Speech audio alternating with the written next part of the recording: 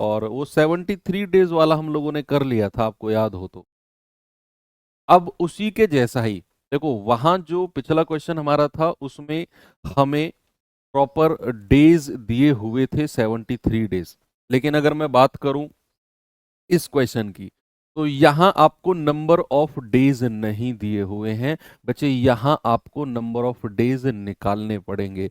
उसने एक आपको टाइम पीरियड दे दिया कि भाई 14 फरवरी 2023 से 28 अप्रैल 2023 का ब्याज। तो आपको नंबर ऑफ डेज इसके बीच में 14 फरवरी से और 28 फरवरी तक कितने नंबर ऑफ डेज होते हैं। भाई अगर मैं 2023 की बात करूं तो 2023 एक लीप ईयर है या नॉन लीप है? 2023 में क्या फरवरी 29 दिन की होगी? ये कैसे डिसाइड करते हैं? जो 2023 है ना, आप चेक करो क्या ये 4 से कट रहा है? ये जो ईयर है 4 से कट रहा है क्या? इसके लास्ट के 2 डिजिट 23। आप कहेंगे नहीं सर, 4 से तो नहीं कट रहे, तो फिर ये लीप ईयर नहीं होगा। मतलब इसमें फरवरी 29 दिन की नहीं होगी, इसमें फरवरी 28 दिन की ही होगी। तो 14 फरवरी से 28 फरवरी तक 14 डेज हो गए। मार्च में कितने दिन होते हैं? 31। और अप्रैल कहां तक बोला है? 28 अप्रैल तक। 28 और जोड़ दो, कितना आ गया? 8 और 1 9, 9 और 4 13, 3 2 5 6 और 1 7, कितने आ गए बचे? 73 डेज। कितने आ गए? 73 डेज आ गए। हो गया सवाल में सब। तो मूलधन कितना है हमें ब्याज बताना है ना, तो मूलधन है 2000, रेट कितना है? 6.5, समय कितना है भाई? 73 डेज को अगर मैं ईयर में बदलना चाहूं, कल ही मैंने आपको बताया 365 से डिवाइड कर दो, क्योंकि एक साल में 365 दिन होते हैं। तो 1/5 और बटा 100, ये पॉइंट हटेगा, एक जीरो और आ जाएगी, 3 जीरो से 3 जीरो गया, 5 से जाएगा 13 बार, और 13 की 2 में गुणा करोगे कितना आ जाएगा? 26। तो 73 डेज का ब्याज कितना आ गया? 26 रुपए। ओके, चलिए एंड करते हैं और बढ़ते हैं अपने टाइप नंबर 2। टाइप नंबर 1 बिल्कुल सिंपल टाइप था, टाइप नंबर 2 भी सिंपल है, लेकिन थोड़ा सा अलग है। अभी जो शुरू के 2-3 टाइप चलेंगे भैया वो सिंपल ही होंगे। हालांकि अगर मैं कहूं कि अगर आपने कल की जो मैंने आधे घंटे में आपको थ्योरी बताई थी शुरू में, अगर आपने उसको अच्छे से पढ़ा होगा, मैं गारंटी से कहता हूं हर टाइप आपको आसान लगेगा। में हमने बेसिक ऑफ सिंपल इंटरेस्ट पढ़ा था कि हर साल बराबर लगता है और केवल मूलधन पर लगता है। और ब्याज की दर का मतलब क्या है? मूलधन पर मिलने वाला एक साल का ब्याज, अगर ब्याज वार्षिक है तो, दर वार्षिक है तो, और हर साल बराबर लगेगा। तो हमने बोला कि जितने साल की बात करेगा ब्याज की दर यानी कि रेट ऑफ इंटरेस्ट से उसे मल्टीप्लाई कर देंगे, क्योंकि वो हर साल बराबर है। अब सवाल ने बोला कि यदि 1200 पर 3 साल में 216 रुपए ब्याज मिलता है तो ब्याज की दर क्या है? इसमें तो सीधा फॉर्मूला लगा दो। यहाँ ब्याज की दर हमें नहीं दी हुई तो हम फॉर्मूला लगाएंगे। 216 का ब्याज है, मूलधन कितना है? 1200, दर हमें निकालनी है, समय कितना है? 3 साल, और बटे 100। ठीक है, 2 जीरो से 2 जीरो गया, 12 एकम 12, 12 अट्ठे 96, 3 से काटेंगे 3 छिंग 18। भाई रेट कितना आ गया? रेट आ गया 6%। रेट कितना आ गया? रेट आ गया 6%। ऑप्शन नंबर बी मेरा सही है। ओके, आगे बढ़ सकते हैं। चलिए आगे बढ़ते हैं, इस पे आइए। कह रहा है यदि 4000 पर 2 साल का साधारण ब्याज 480 रुपए है तो ब्याज की दर बताओ। आप कहेंगे सर ये तो बच्चे वाले सवाल हैं, कर लो इन्हें क्योंकि ये टाइप में है। आगे आगे टाइप पढ़ेंगे हम, हर टाइप का क्वेश्चन करेंगे, डोंट वरी। तो साधारण ब्याज क्या है? 480, मूलधन कितना है? 4000, रेट हमें निकालना है, समय कितना है? 2 साल बटे 100। 2 जीरो से 2 जीरो गया, 1 जीरो से 1 जीरो गया, 4 से जाएगा 12 बार, और 2 से जाएगा 6 बार। यहां भी रेट कितना आ गया? यहां भी रेट आ गया बच्चा 6%। ऑप्शन नंबर बी मेरा बिल्कुल करेक्ट है। ठीक है, आगे चले नेक्स्ट। आगे बढ़ते हैं क्वेश्चन नंबर 11 की तरफ। कह रहे 16,875 की राशि साधारण ब्याज पर उधार दी गई। कह रहे 1 साल और 8 महीने के अंत में कुल 18,000 रुपए राशि थी। बताइए वार्षिक ब्याज की दर क्या होगी। इसका जवाब बताएंगे, क्या आपका जवाब होगा।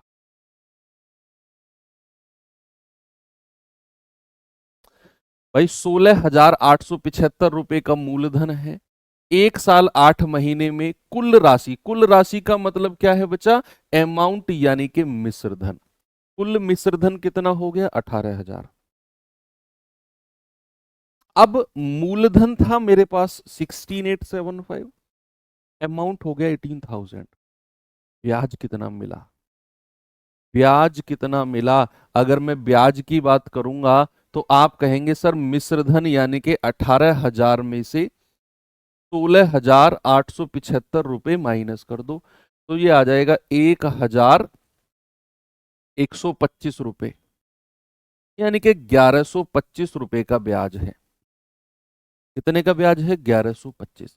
बस फॉर्मूला लगा दो भाई, साधारण ब्याज बराबर मूलधन कितना है 16,875, रेट हमें चाहिए, समय 1 साल 8 महीने को वर्ष में ही बदलना जरा।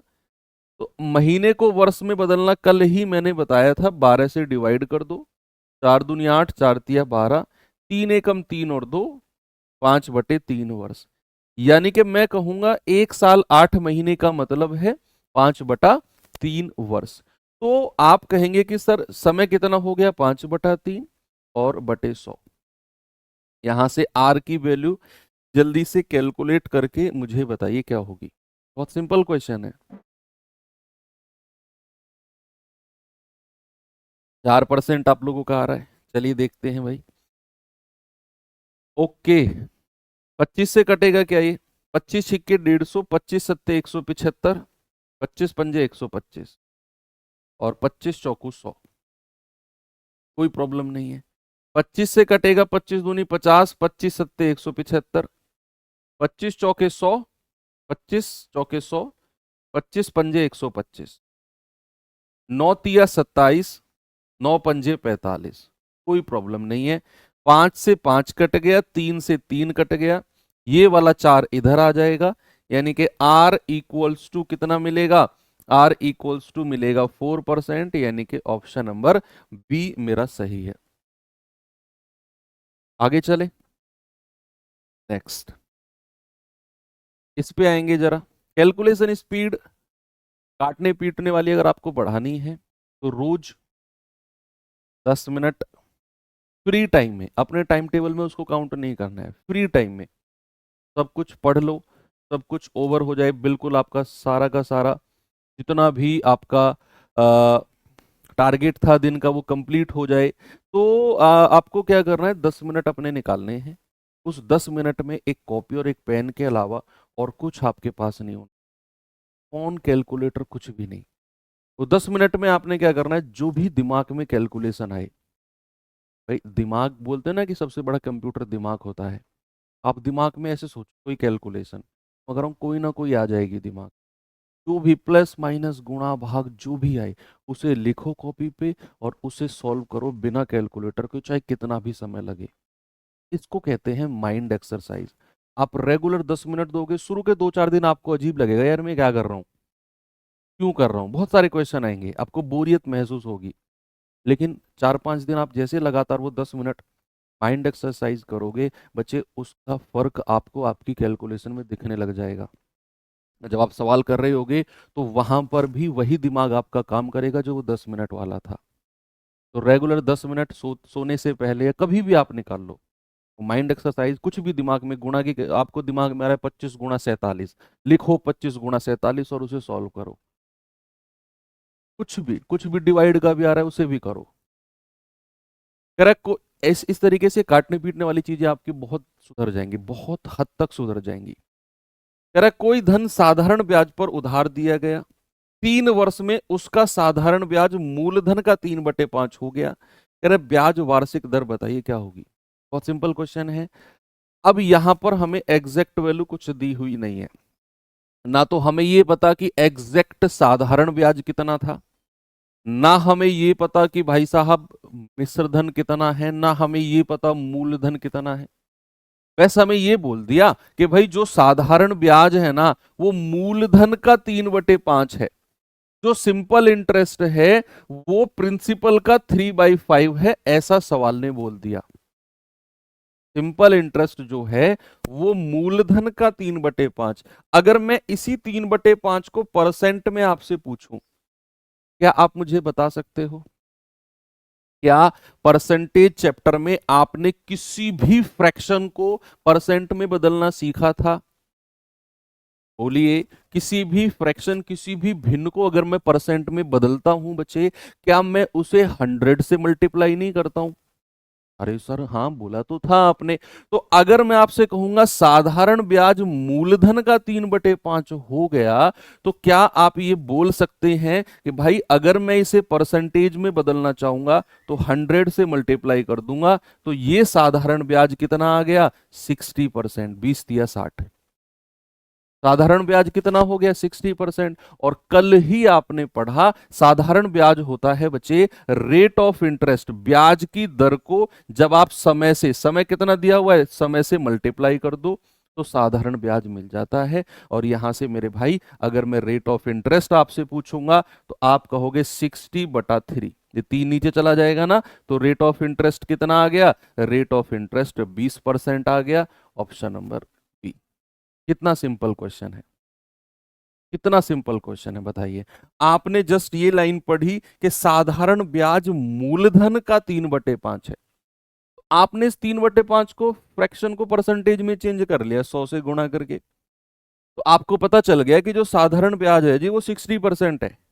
और कल ही हमने पढ़ा कि ब्याज बराबर होता है rate of interest multiply by time. तो रेट ऑफ इंटरेस्ट निकालना है, टाइम 3 साल है, बराबर 60%, रेट 20% आ गया। क्या मैं एक और सवाल दूं आपको, दिमाग लगाओगे उसमें?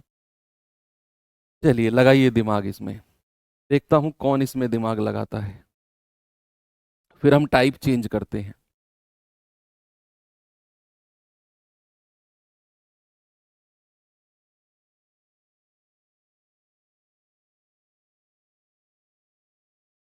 कह रहे किसी राशि पर साधारण ब्याज मूलधन का 9/16 है।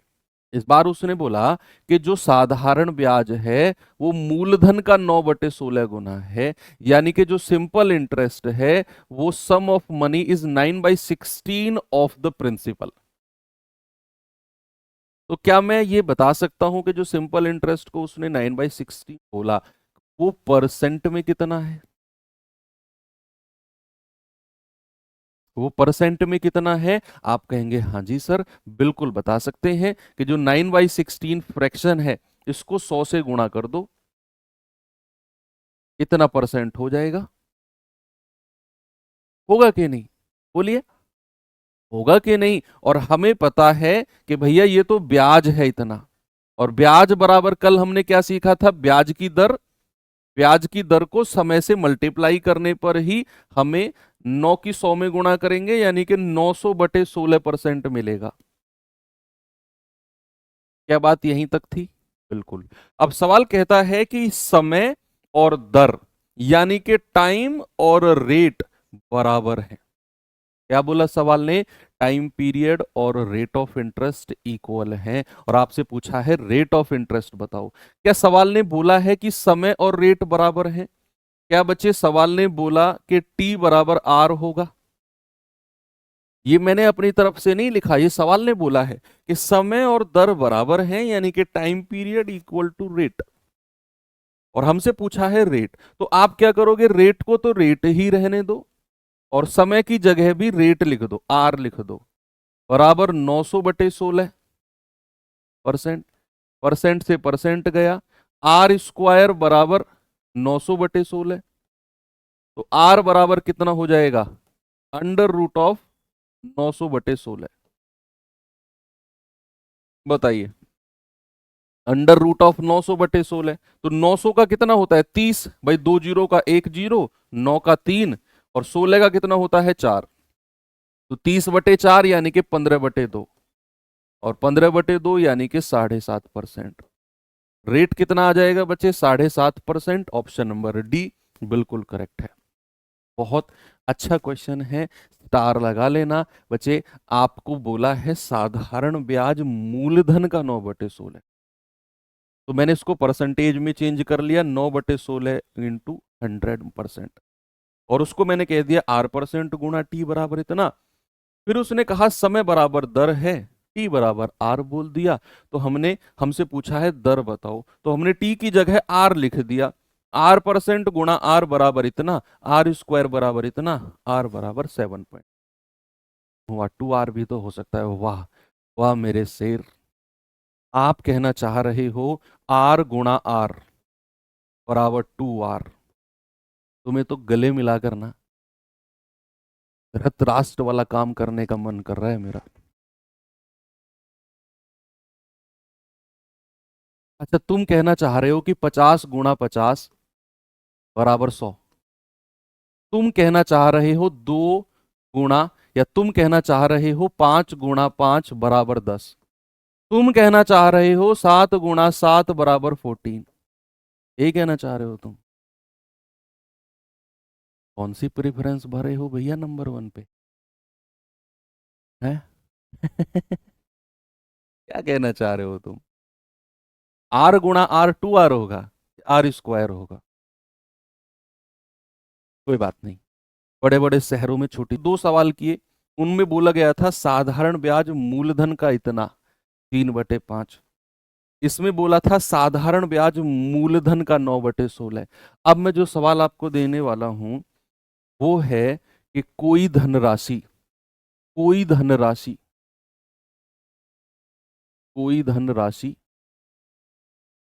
स्वयं का, कोई धनराशि स्वयं का 5/4 गुना हो जाती है, कितने वर्षों में? कितने वर्षों में? 5 वर्षों में। 5 वर्ष में आपको क्या बताना है? आपको बताना है ब्याज की दर, रेट ऑफ इंटरेस्ट। इंग्लिश में बताऊं क्या? एन अमाउंट बिकम्स, इंग्लिश वाले बच्चे लिखेंगे, an amount becomes 5/4 it self in 5 years, find the rate of interest. अब इस सवाल में आप कैसे करेंगे? बोलिए, इस सवाल में आप कैसे करेंगे? An amount becomes 5/4 of itself in 5 years. Find the rate of interest. भाई सबसे पहले आप क्या करो, आप इस 5/4 को परसेंटेज में चेंज कर लो। आप कहेंगे सर 5/4 को 100 से अगर मैं मल्टीप्लाई करता हूं तो ये आएगा 25, और 25 पंजे 125%। और कल ही मैंने आपको एक हिंट दिया था, याद करो, कल ही मैंने हिंट दिया था कि अगर सवाल में ये लाइन अगर जुड़ी हो कि कोई धनराशि स्वयं का, यहां पर साधारण ब्याज वर्ड यूज नहीं हो रहा बच्चे। पीछे के 2 क्वेश्चन में था कि साधारण ब्याज मूलधन का इतने गुना, लेकिन यहां पर वो पूरी की पूरी धनराशि ही, पूरी की पूरी कोई धनराशि अपने आप का, मान लो मैं तुम्हें 10,000 रुपए दूं और वो डबल 2 गुना हो जाए तो कितनी हो जाएगी? 20,000। तो वो 20,000 क्या है? मिश्र धन है।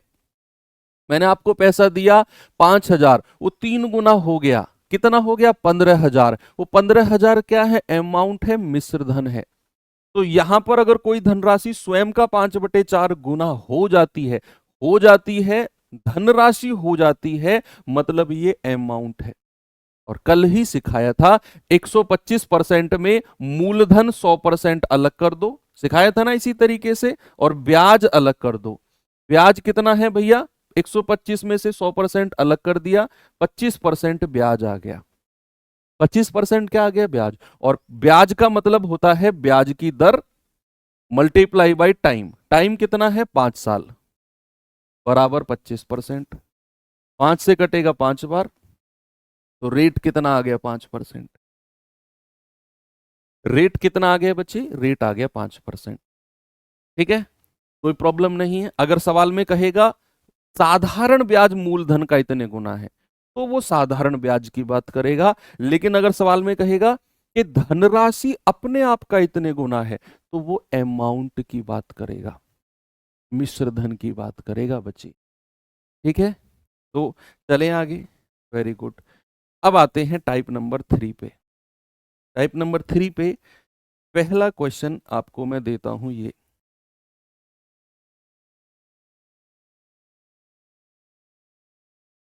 सवाल कह रहा है किसी धन के 7 वर्ष और 10 वर्ष के साधारण ब्याज का अंतर 150 रुपए है। अगर ब्याज की दर 5% है तो बताइए धन कितना होगा।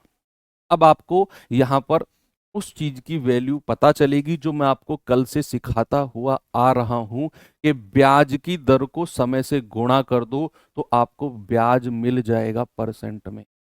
ब्याज की दर को 5 से गुणा कर दो, आपको ब्याज मिल जाएगा परसेंट में। कह रहे हैं कि 7 साल और 10 साल का अंतर 150 रुपए है, और अगर ब्याज की दर 5% है, तो सबसे पहले ये बताओ कि अगर ब्याज की दर 5% है तो 7 साल का ब्याज कितना होगा परसेंट में। अगर ब्याज की दर 5% है तो 10 साल का ब्याज कितना होगा परसेंट में। उनका डिफरेंस को 150 के बराबर करो और 100% की वैल्यू निकाल दो। ऐसे चुटकी में आंसर आएगा आपका, बिल्कुल थेनोस की तरह।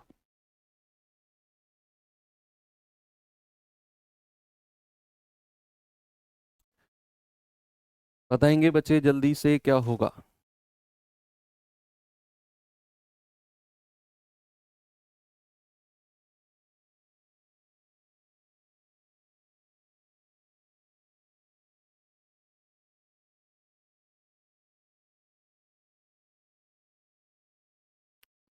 आप कहेंगे कि सर अगर 7 साल की बात हो रही है तो 5% के हिसाब से 35% का ब्याज बना। अगर 10 साल की बात हो रही है तो 5% के हिसाब से 50% का ब्याज बना। और इन दोनों का डिफरेंस जो 15% आया, इसी की वैल्यू ही 150 रुपए के बराबर दी हुई है अंतर की। तो 1% की वैल्यू 15 धाम 150, तो 100% की वैल्यू वही आपसे पूछी है। भाई 100% की वैल्यू तो पूछी बच्चे आपसे, क्या पूछी है, वह धन कितना होगा, यानी कि मूलधन प्रिंसिपल की बात कर रहा है, तो 1000 रुपया। Option B. सिंपल हो गया। आगे बढ़ूं, एक और सवाल दूं आपको, थोड़ा सा मिलता जुलता ही। चलिए इस सवाल को बताइए जरा।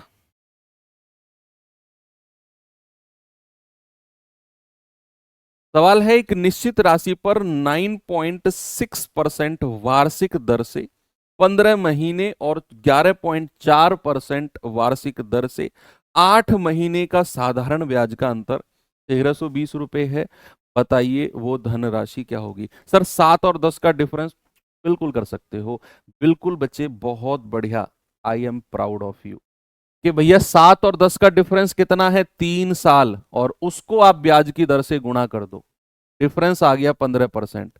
उसी की वैल्यू 150 के बराबर कर दो। वेरी गुड, मजा आ गया।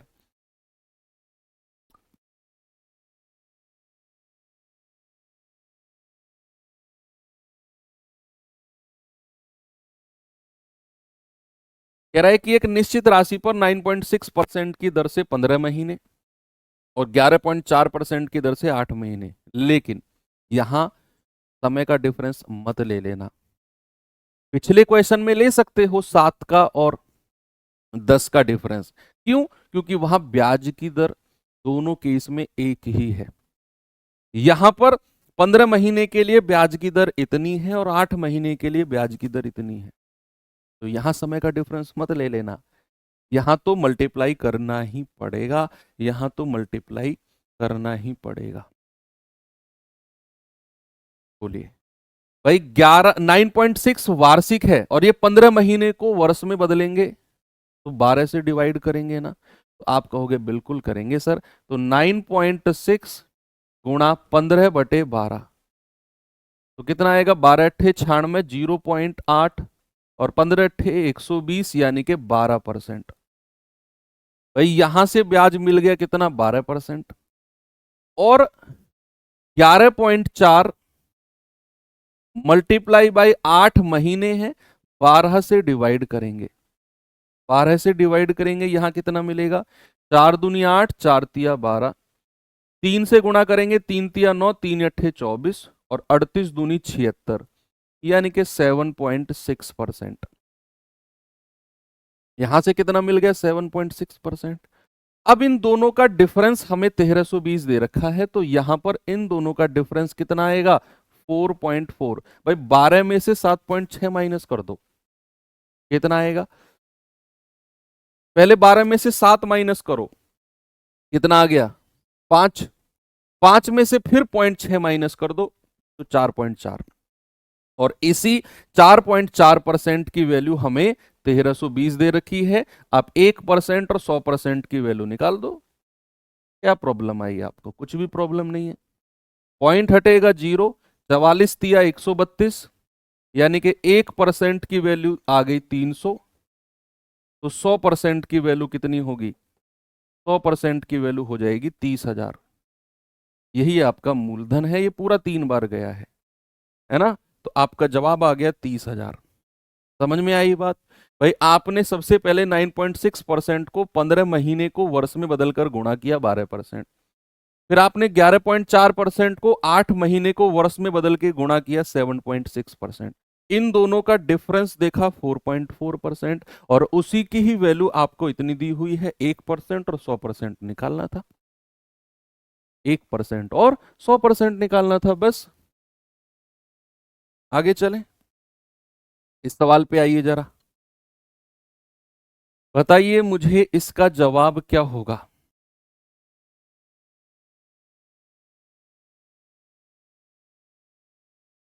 एक निश्चित राशि पर 3/2 वर्ष और 7/2 वर्ष के लिए 12% वार्षिक दर पर साधारण ब्याज के बीच अंतर 1920 रुपए है। बताइए वो धनराशि क्या होगी। सेम क्वेश्चन है, बिल्कुल सेम क्वेश्चन है, जल्दी से जवाब बताइए।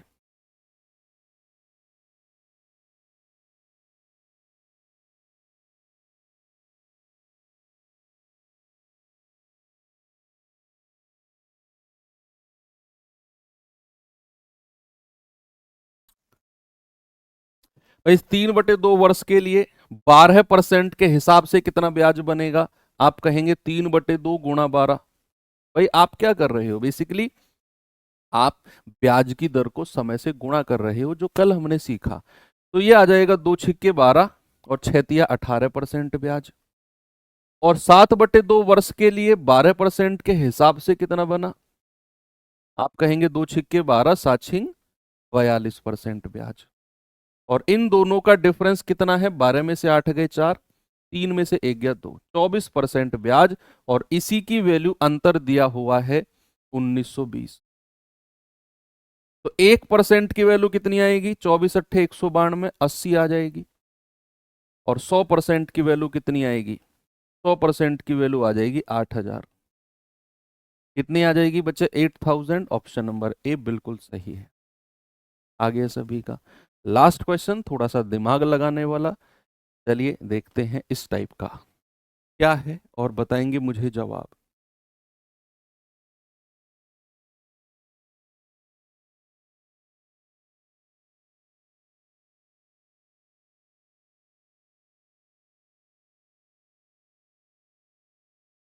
कह रहा है कि 5,000 पर समान वार्षिक ब्याज की दर से 3 साल और 4 साल के लिए साधारण ब्याज का अंतर 500 रुपए है। ब्याज की दर बताओ कितनी होगी। देखता हूं कौन इसका जवाब बताता है।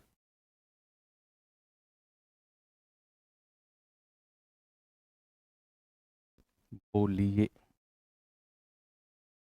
सवाल कह रहा है 5,000 की राशि पर समान वार्षिक ब्याज की दर, यानी कि रेट ऑफ इंटरेस्ट इक्वल है, और 3 साल और 4 साल के साधारण ब्याज का अंतर 500 रुपए है।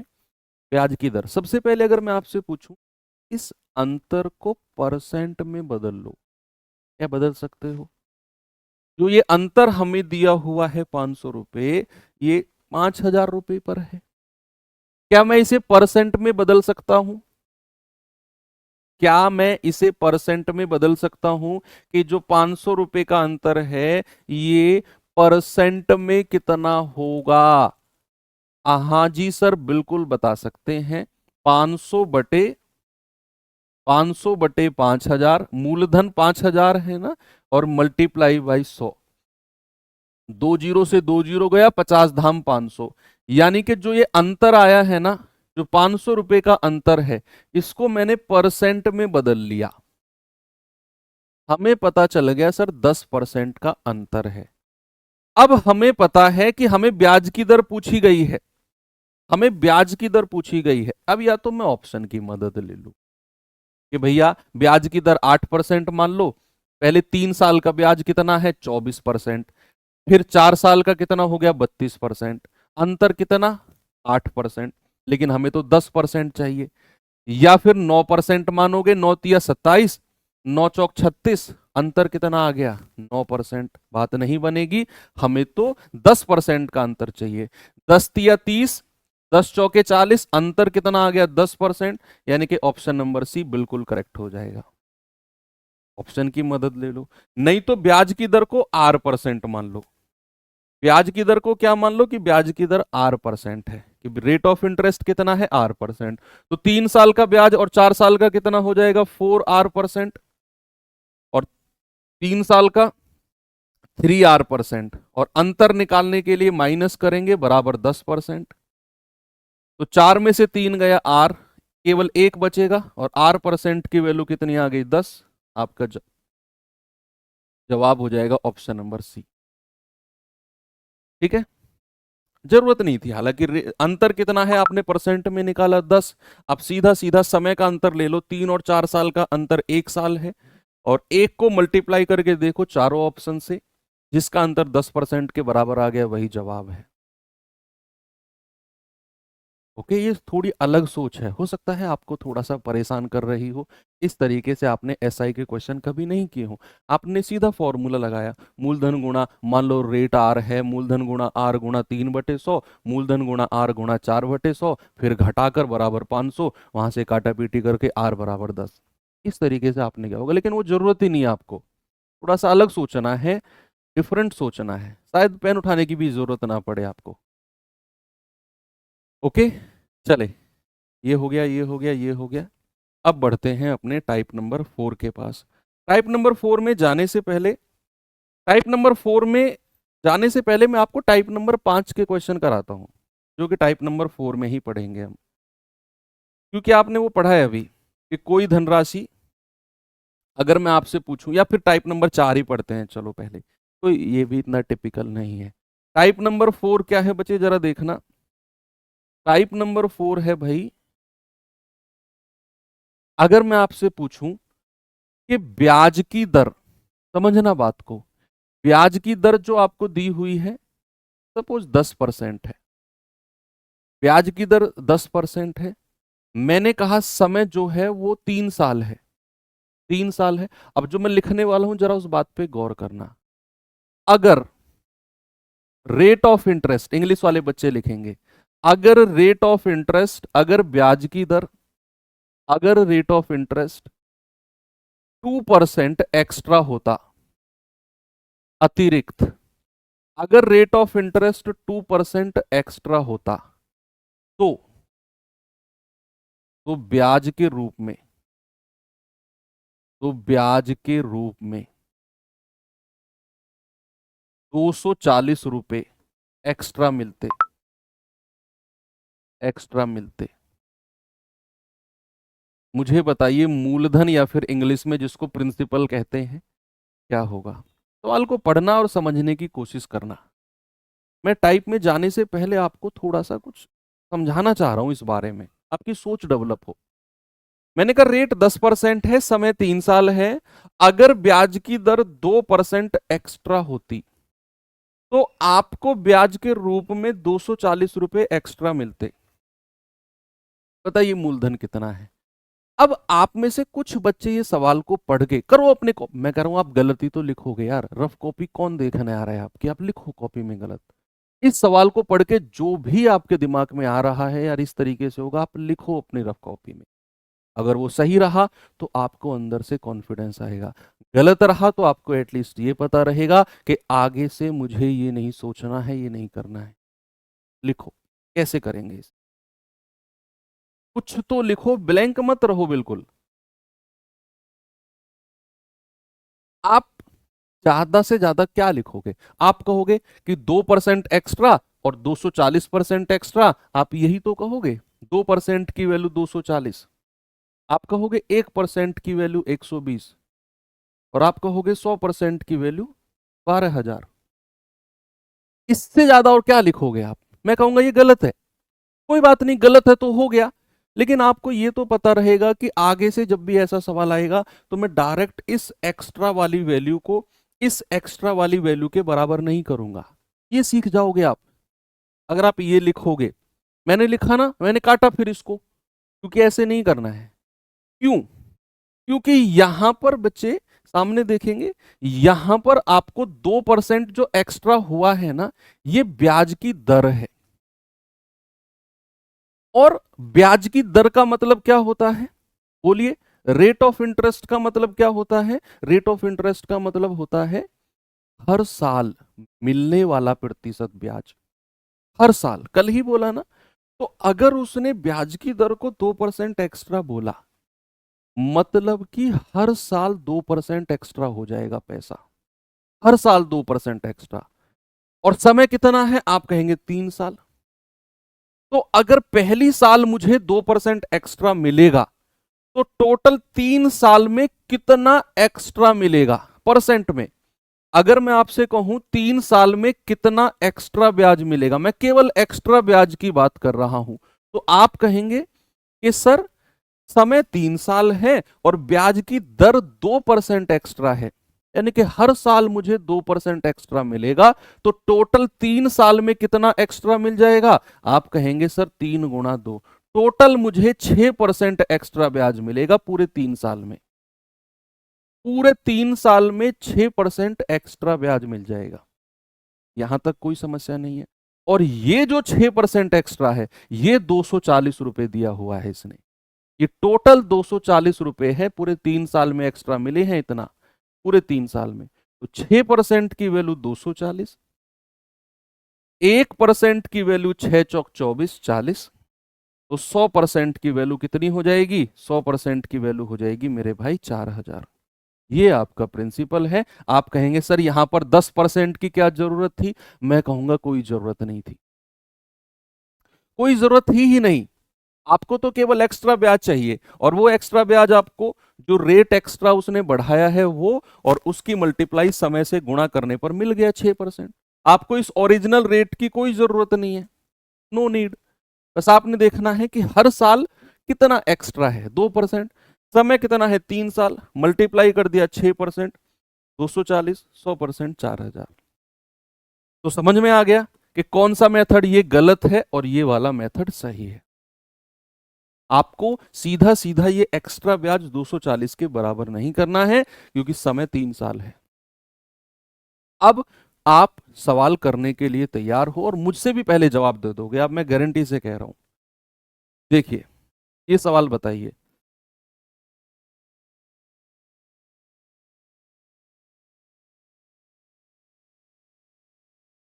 सभी लोग जल्दी से मुझे जवाब बताएंगे बच्चे।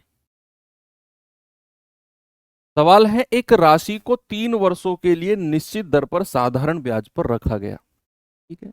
यदि इसे 2% अधिक दर पे रखा जाता तो 420 रुपए ज्यादा मिलते।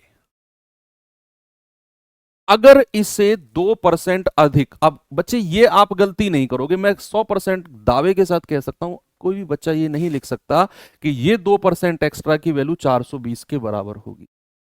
ये आप नहीं करोगे, क्योंकि आपको अभी भी मैं समझा के आया हूं कि समय यहां पर 3 साल है और ब्याज की दर 2% है एक्स्ट्रा, अधिक। मतलब हर साल मुझे 2% एक्स्ट्रा मिल रहा है, तो टोटल 3 साल में कितना एक्स्ट्रा ब्याज मिलेगा? 3 साल में मुझे मिलेगा 6% एक्स्ट्रा, और उसी की वैल्यू बचा 420 के बराबर होगी। तो बच्चे 1% की वैल्यू किसके बराबर होगी मेरे भाई? 70 के बराबर। तो 100% की वैल्यू किसके बराबर हो जाएगी? 7000 के बराबर हो जाएगी। कोई प्रॉब्लम किसी को नहीं आएगी। ऑप्शन नंबर डी क्लियर है। एक और दूं सवाल, तैयार हैं आप लोग? ये सवाल देखिए, बताइए जरा मुझे इस सवाल का जवाब।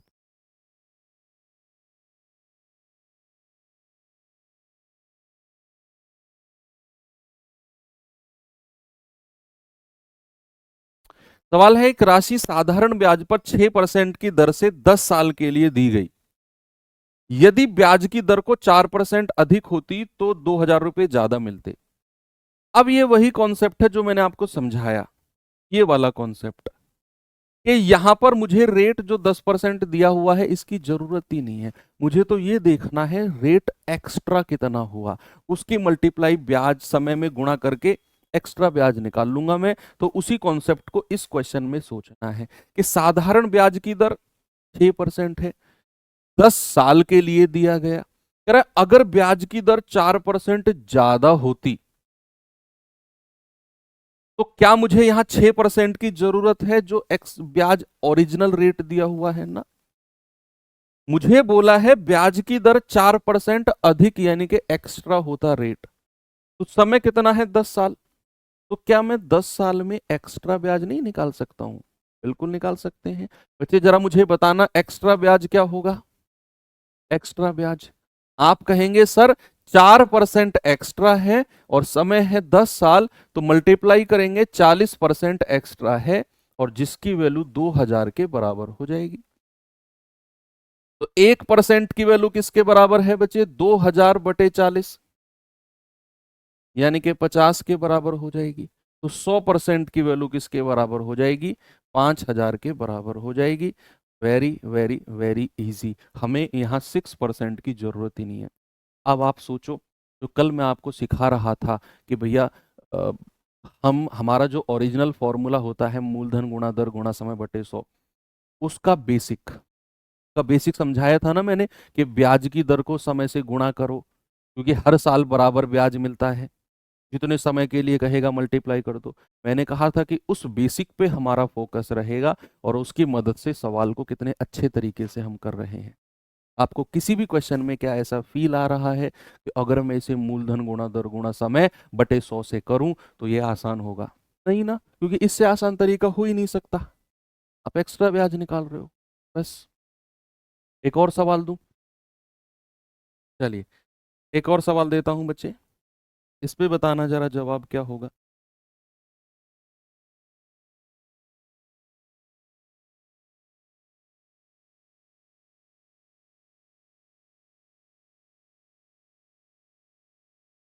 कह रहे हैं एक धनराशि साधारण ब्याज पर 12% वार्षिक दर से 5 साल के लिए दी गई। सेम क्वेश्चन है, बस डिजिट अलग है। 12% पर 5 साल के लिए दी गई। यदि इसे 5% कम दर पे दिया गया होता तो भैया 1500 रुपये कम मिलते। बताइए मूलधन कितना है? जल्दी से बताएंगे।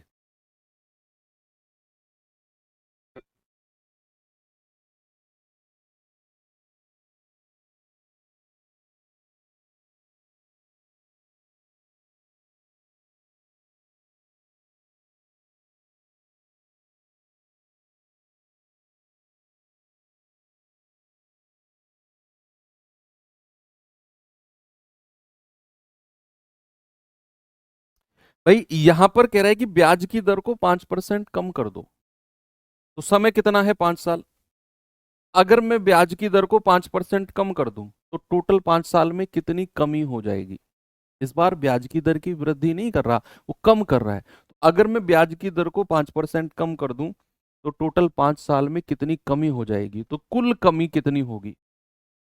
कुल कमी आप कहेंगे सर कुल कमी हो जाएगी 5% को 5 से गुणा कर दो 25% की, और इसी की वैल्यू 1500 के बराबर हो जाएगी।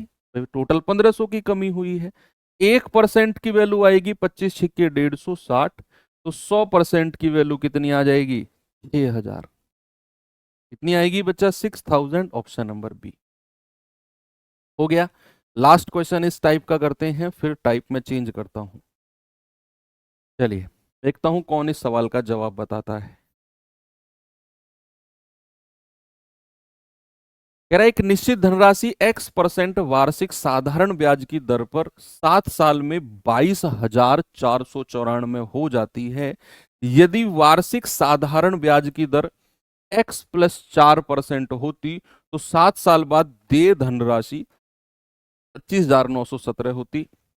निवेश की गई धनराशि। इस टाइप का सबसे बेस्ट क्वेश्चन है, सबसे बेस्ट क्वेश्चन इस टाइप का,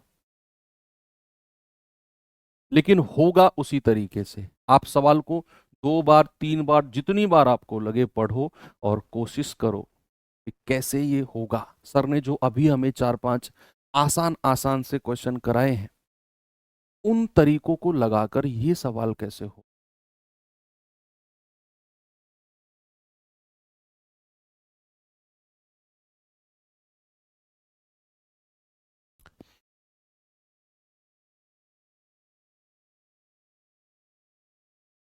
अच्छा एक बात सोचो, अब आपने पढ़ा सवाल, अब मेरे साथ पढ़ना इस सवाल को, मेरे साथ पढ़ो। कह रहा है एक निश्चित धनराशि x% वार्षिक ब्याज की दर पर 7 साल में, कोई धनराशि है वो 7 साल में, देखना सामने, वो 7 साल में 22,494 हो जाती है। हो जाती है मतलब ये 22,494 क्या है? ये अमाउंट है। क्या है बच्चा? अमाउंट है। यानी कि x% के हिसाब से 7 साल में इतना मिश्र धन मिलेगा। हो जाती है वो धनराशि, हो जाती है मतलब ये मिश्र धन है।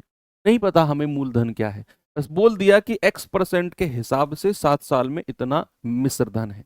आगे पढ़ो, आराम आराम से पढ़ेंगे। यदि वार्षिक ब्याज की दर x+4, अब आप में से जो ये ब्लैक जैकेट वाले भैया हैं ये बताएंगे x+4% का मतलब क्या है।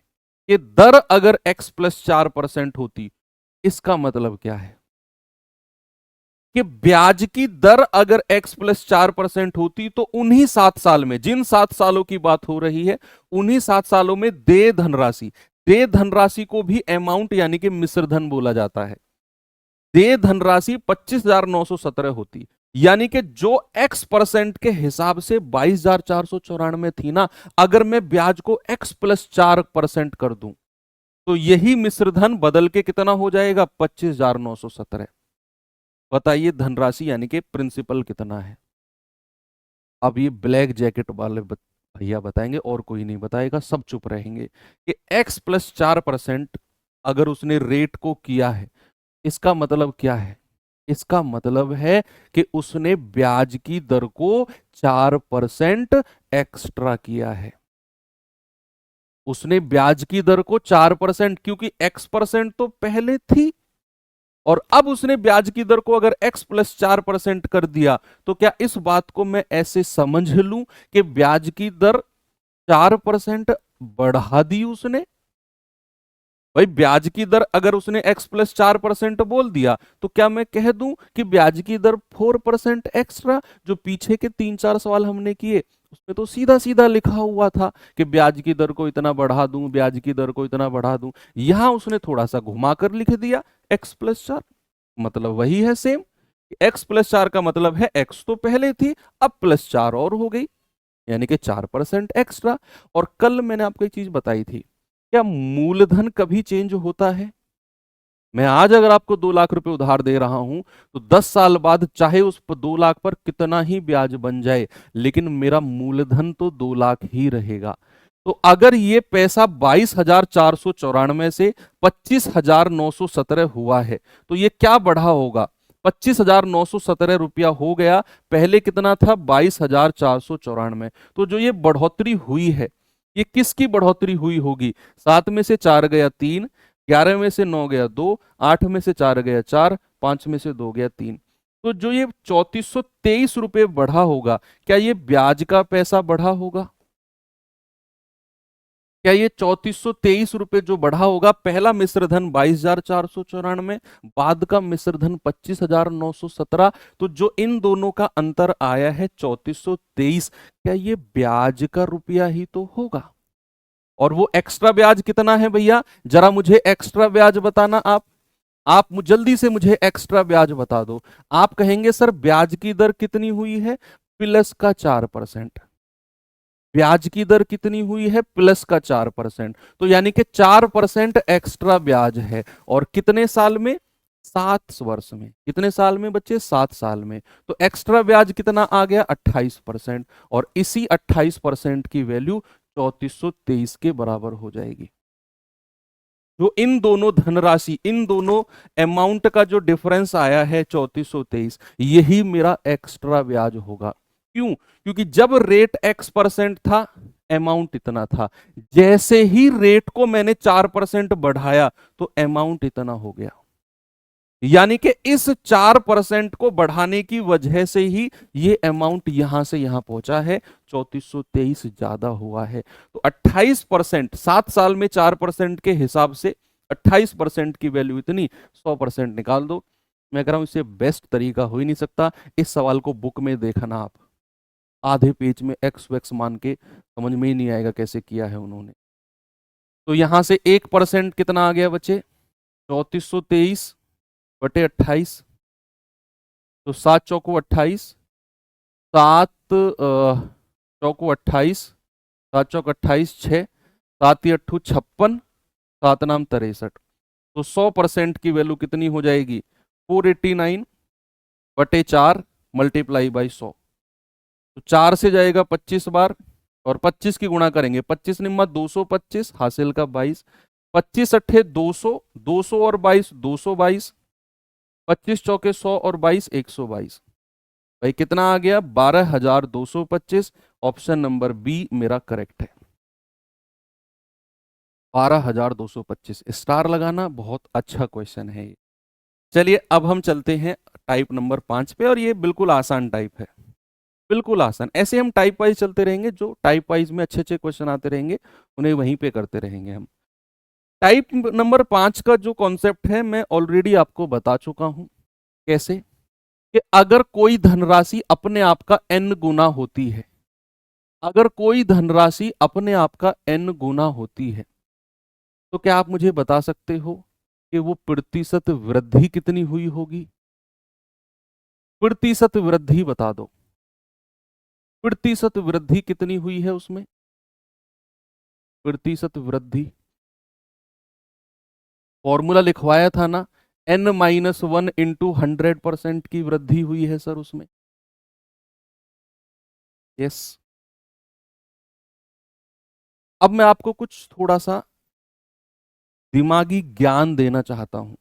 मैंने आपसे कहा कोई धनराशि अपने आप में 3 गुना हो गई, कोई धनराशि अपने आप का, कोई धनराशि स्वयं का, कोई धनराशि स्वयं का 3 गुना हो गई।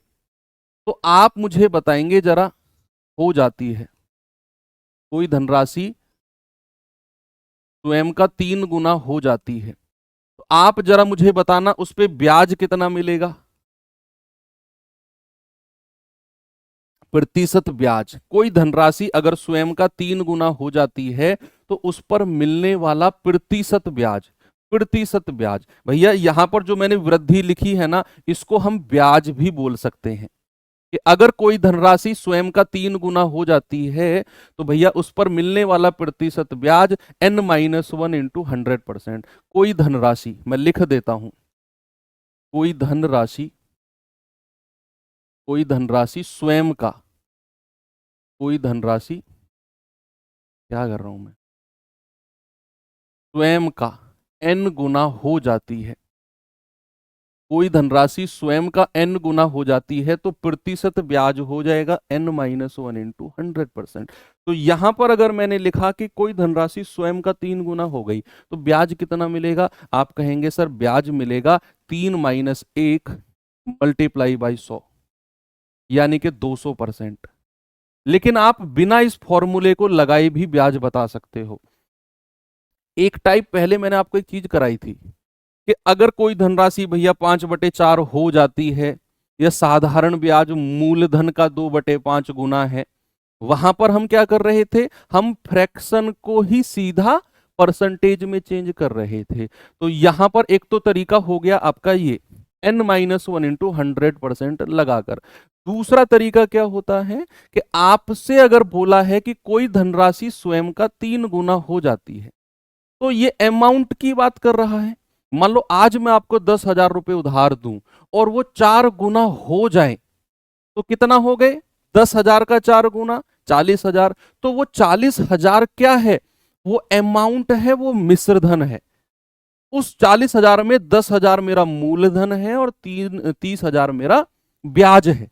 30,000 क्या है, मेरा ब्याज है। तो मैंने आपसे क्या बोला कि अगर मैंने बोला कोई धनराशि स्वयं का 3 गुना हो गई है, तो अमाउंट कितना परसेंट है, अमाउंट आप क्या करो, इसे सीधा इस 3 गुने को सीधा 100 से मल्टीप्लाई कर दो। 3 गुने को सीधा 100 से मल्टीप्लाई करेंगे, आप कहोगे सर ये 300% अमाउंट है। ये 300% क्या है बच्चा, अमाउंट है, मिश्र धन है। भाई फ्रैक्शन को परसेंट में चेंज करने के लिए 100 से मल्टीप्लाई करते हैं कि नहीं, और 3 भी तो एक फ्रैक्शन है, 3 भी तो एक भिन्न है। तो इसको 100 से गुणा कर दो, 300% अमाउंट हो गया। अब इस अमाउंट में आपका प्रिंसिपल 100% अलग कर दो, क्योंकि वो तो 100% होता है। तो ब्याज यानी कि इंटरेस्ट कितना बचा, 200%। ये भी तरीका आप कर सकते हो, ये भी तरीका कर सकते हो, आपकी मर्जी है, आपकी मर्जी है, कोई रोकने वाला नहीं है आपको। ठीक है, चलिए अब मैं सवाल की तरफ आपको लेकर चलता हूं। ये आइए जरा, कह रहे साधारण ब्याज की वह दर, वह रेट क्या है जिस पर कोई धनराशि 36 वर्षों में स्वयं का 3 गुना हो जाएगी, स्वयं का 3 गुना। तो यहां पर प्रतिशत ब्याज, परसेंटेज इंटरेस्ट निकाल दो, परसेंटेज इंटरेस्ट। भाई अगर कोई धनराशि स्वयं का 3 गुना हुई है, तो क्या मैं यहां से प्रतिशत ब्याज, परसेंटेज इंटरेस्ट अगर मैं निकालूं, तो मैं कहूंगा 3-1 इंटू 100। ये दिमाग में करना है, मैं तो बोर्ड पे कर रहा हूं जानबूझ के। तो प्रतिशत ब्याज कितना आ गया, 200%। और हम जानते हैं कि रेट ऑफ इंटरेस्ट को समय से गुणा करने पर प्रतिशत ब्याज मिलता है। तो भैया समय कितना है, 36 वर्ष। तो रेट ऑफ इंटरेस्ट गुणा 36 बराबर 200। तो यहां से रेट ऑफ इंटरेस्ट कितना आ जाएगा, 200/36। तो आप कहेंगे 4×9 = 36, 4 से जाएगा 50 बार, 50/9%, या 9×5 = 45, 5.55%। ऑप्शन नंबर सी मेरा करेक्ट है। क्या बात सही है? वेरी गुड, बहुत अच्छे। एक और सवाल देता हूं, जल्दी से मुझे बता दो इसका जवाब।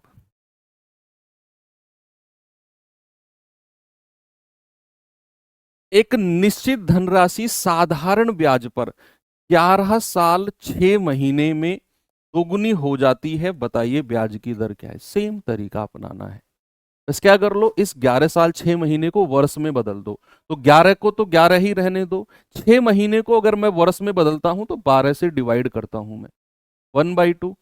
ये आ गया 23/2 ईयर। 11 साल 6 महीने को आपने वर्ष में बदला, तो 11 साल तो वही रहेगा। 6 महीने को वर्ष में बदलने के लिए 12 से डिवाइड कर दो, एक साल में 12 महीने होते हैं। तो 11 दूनी 22 और 1 23/2 वर्ष। अब आप जानते हैं कि कोई धनराशि 23/2 वर्ष में अगर दोगुनी हो गई, तो प्रतिशत ब्याज कितना हुआ है, n-1 इंटू 100, यानी कि 100%। और हम जानते हैं प्रतिशत ब्याज का मतलब होता है रेट ऑफ इंटरेस्ट को समय से मल्टीप्लाई कर दो, 100 के बराबर आएगा। तो यहां से रेट कितना आएगा, 2 की गुणा करेंगे 200 और 23 से डिवाइड कर दो, 23-207, 23-207 तो ज्यादा हो जाएगा, यानी कि 23 कितना होता है, 184, 16, 23-161, लगभग 8.7, लगभग, मैं लगभग कह रहा हूं, लगभग 8.7 के आसपास भाई 23 × 7 = 161 होता है, जो कि 160 से ज्यादा हो जाएगा, लेकिन 8.69 के आसपास रहेगा। मैं लगभग 8.7 कह देता हूं। अच्छा, उसने 8.69 दिया है, ठीक है, फिर 8.44 गलत हो जाएगा। 8.69, मैंने उसको 8.7 बोल दिया। ये जो आएगा ये आपका 8.69 के आसपास आएगा, मैंने वो देखा नहीं, मैंने उसको 8.7 लगभग कह दिया, आप इसको 8.69 कह दो। ओके, आगे चलूं, नेक्स्ट एक और सवाल दूं, ये सवाल बताइए जरा, जवाब होगा। कह रहा है कितने वर्षों में कोई धनराशि 30% की साधारण ब्याज की दर से स्वयं का 16 गुना हो जाएगी? स्वयं का 16 गुना, बताइए। स्वयं का 16 गुना, 16 टाइम्स ऑफ इट सेल्फ। अब 16 गुना का मतलब क्या है, प्रतिशत ब्याज कितना होगा? 16 - 1 × 100। आप कहेंगे सर 1500%, क्या बोलेंगे बच्चे? आप कहेंगे 1500%। और हम जानते हैं प्रतिशत ब्याज होता है रेट ऑफ इंटरेस्ट, यानी कि 30% गुणा टाइम बराबर 1500%। तो यहां से टाइम कितना आ जाएगा भाई? 30 से कटेगा, 30 × 5 = 150, यानी कि 50 साल, 50 ईयर्स। बहुत सिंपल है। चलिए एक और सवाल देता हूं, इस सवाल का जवाब बताना जरा, थोड़ा सा अलग है, जल्दी से बताइए इसका जवाब क्या होगा। सभी बच्चे जवाब देंगे मुझे। सवाल कह रहा है एक निश्चित धनराशि साधारण ब्याज पर 12 वर्ष में स्वयं का 3 गुना हो जाती है, तिगुना, 3 गुना, तो कितने वर्ष में 5 गुना हो जाएगी? आपने हो सकता है अलग तरीके से ये सवाल पढ़ा हो, मैं जिस तरीके से ये करा रहा हूं उसी तरीके से करना है। जो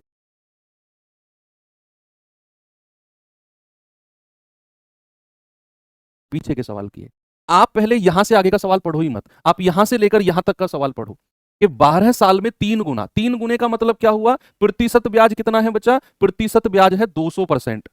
मैं डायरेक्ट लिख दूं, अब 3 - 1 × 100 बार बार लिखने से बढ़िया है, आपके दिमाग में चीजें सेट हो चुकी हैं। 3 गुने का मतलब है 3 - 1 × 100, यानी कि 200% ब्याज कितने साल में मिला है? 12 साल में। कितने साल में? 12 वर्ष में। आपसे उसने क्या पूछा? आपसे उसने पूछा कितने साल में 5 गुना हो जाएगी। 5 गुने का मतलब ब्याज कितना?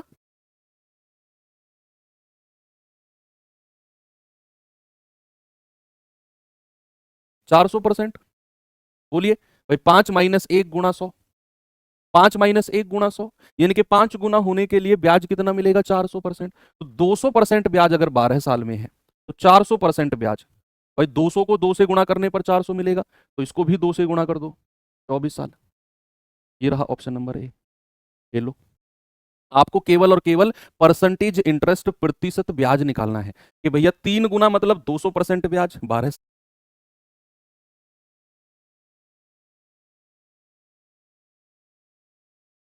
साल में, 5 गुना मतलब 400% ब्याज, 200% 12 साल में है, 200 का डबल 400%, 12 का डबल 24 साल। एक और दूं ऐसा ही क्वेश्चन, खुद से करेंगे, जल्दी से इसका जवाब बता दो। उम्मीद करता हूं आपकी तरफ से मुझे जवाब मिलेगा। कह रहे साधारण ब्याज पर निवेश की गई एक धनराशि 12 साल में 4 गुना हो जाती है, तो समान दर पर 10 गुना होने में कितना समय लगेगा?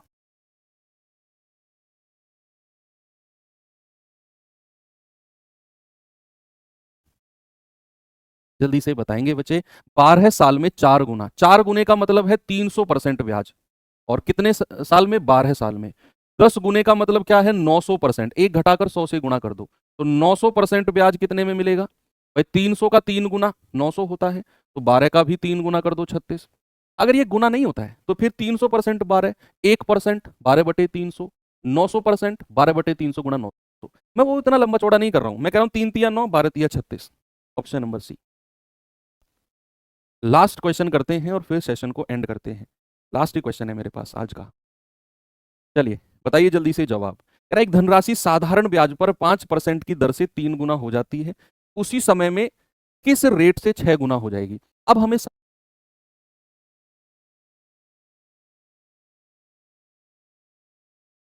समय नहीं निकालना, इस क्वेश्चन में हमें रेट पूछा। देखता हूं कौन इस बच्चा इस सवाल का जवाब बताता है। भाई सवाल कहता है 5% के हिसाब से 3 गुना हो जाएगी, तो क्या मैं यहां से लेकर यहां तक के सवाल में टाइम पीरियड समय अवधि बता सकता हूं? बिल्कुल बता सकता हूं कि 3 गुने का मतलब ब्याज कितना है, 200%। भाई 3 - 1 × 100, और परसेंट ब्याज होता है rate of interest multiply by time. तो 5% गुणा समय बराबर ब्याज कितना, 200%। 5 से जाएगा समय जाएगा 40 साल, कितना जाएगा, पूरा 40 बार कटेगा ना, तो समय आ गया 40 वर्ष, 40 ईयर। अब आगे का सवाल पढ़ो, यहां से कह रहा है उसी समय में यानी कि 40 साल में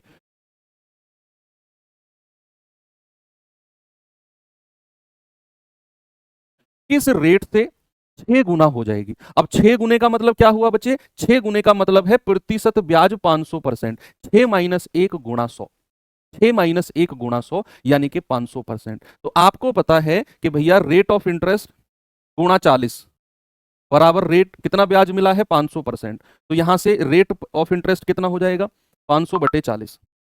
ये गया 2 दूनी 4, 2 से जाएगा 25 बार, 25/2 यानी कि 12.5%। रेट कितना आ गया बच्चे, रेट आ गया